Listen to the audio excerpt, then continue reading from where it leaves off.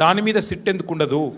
అట్లాగే ప్రభుత్వ సొమ్మును, ప్రజల సొమ్మును ఇవాళ ఈ ప్రభుత్వం కొల్లగొడుతున్నది, కాంగ్రెస్ పార్టీ నాయకులు కొల్లగొడుతున్నారు, ముఖ్యమంత్రి బావమరిదే కింగు పిన్ను అని ఆధారాలతో సహా చూపెడితే దాని మీద ఎస్ఐటి ఎందుకు ఉండదు? అట్లాగే HILTP అని చెప్పి పారిశ్రామిక భూములను కొల్లగొట్టి 5 లక్షల కోట్ల హైదరాబాద్ ప్రజల ఆస్తిని కొల్లగొట్టే ప్రయత్నం చేస్తుంటే దాని మీద ఎస్ఐటి ఎందుకు ఉండదు?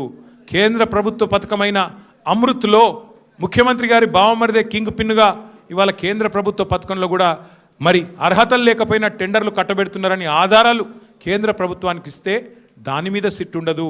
అట్లాగే ఇవాళ ఒక AICC సెక్రటరీ గారు డైరెక్ట్గా బెదిరించారు అని చెప్పి కాంట్రాక్ట్ సంస్థ పోయి 8 కోట్ల రూపాయలు అడుగుతున్నాడు, లేకపోతే పని చేయనిస్తలేడు అని లిఖితపూర్వకంగా కంప్లైంట్ ఇస్తే దాని మీద చర్య ఎందుకు ఉండదు? ఇవాళ న్యాయం, ధర్మం, కాకి బుక్కు అందరికి ఒకటే తీరు ఉండాలి కదా. మీరు ఎన్నిసార్లు పిలిచినా వస్తాం, మీరు ఎన్ని ప్రశ్నలు అడిగినా ఆన్సర్ చెప్తాం. బాధ్యత గల నాయకులుగా చట్టాన్ని గౌరవించే పద్ధతిలో ముందుకు పోతాం. ఇవాళ వాళ్ళు అడిగిన దానిలోనైతే ఏమీ లేదు, వాళ్ళ దగ్గర కేసు కూడా ఏం లేదు. ఏదో ఇష్టం వచ్చినట్టుగా ప్రశ్నలు అడిగిందే అడగడం, తిప్పి తిప్పి అడగడం ఒక రకమైన హరాస్మెంట్ తప్ప ఏమి కూడా లేదు. వాళ్ళు చేయగలిగింది కూడా ఏం లేదు. I appeal to all my friends in the media as well, please, for the last 2 years the government has been indulging in massive attention diversion.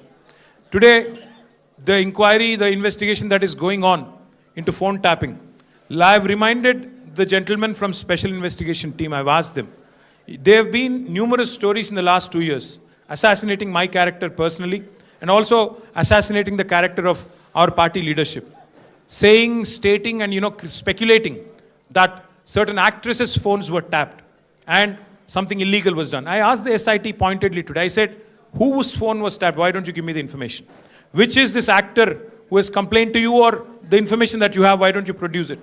Then the ACP there says, no, we've already clarified, no such thing has happened. But enough damage has been done to me, to my party leadership, to my family, to all the constituents of my constituency. So I appeal to the media, please treat everything that the government throws at you, every leak that is given to you, with a pinch of salt. Please corroborate, please verify, please check the facts and only then publish. I also appeal to the media, for the last 2 years, this government's incompetence, their failures, their corruption is being exposed by BRS leadership day in, day out. Be it Amrut scam, where Chief Minister's brother-in-law was the kingpin, or be it coal scam in Singareni, where again the same gentleman is the kingpin. Let us focus on real issues. Let us focus on the failures of Congress party and Congress government. They had made 420 promises to the people of Telangana by which they got into power.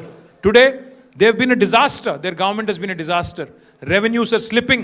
Telangana is falling under the weight of the corruption of the Congress government. So my humble appeal to the media also is to please focus on delivery of 6 guarantees. Please focus on the misery in this administration. Please focus on the corruption in this administration.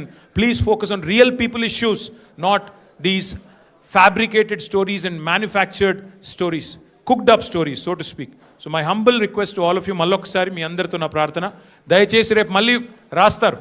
మన హరీష్ రావు గారు పోయినప్పుడు ఎట్లయితే ఇది అది అది ఇది అని వడ్డించి కొత్త లీకులు రాస్తారో వాటిని విశ్వసించకండి. కావాల్సుకొని లేని ఉన్నట్టు, ఉన్నాయి లేనట్టు ఏవేవో కథనాలు వడ్డించి రాస్తారు రేపు. దయచేసి అది కూడా సెలెక్టివ్గా రాస్తారు. కొన్ని మీడియా సంస్థలకే ఇస్తారు, ఎవరికి ఇవ్వాలో వాళ్ళకే ఇస్తారు, వాళ్ళ అస్మదీయులకే ఇస్తారు. కాబట్టి జాగ్రత్తగా దయచేసి మన వాళ్ళు కూడా ఎవరైనా సరే వీళ్ళు రాసే కథనాలు, వీళ్ళు పెట్టే స్టోరీలు, ఈ cooked up stories, cock and bull story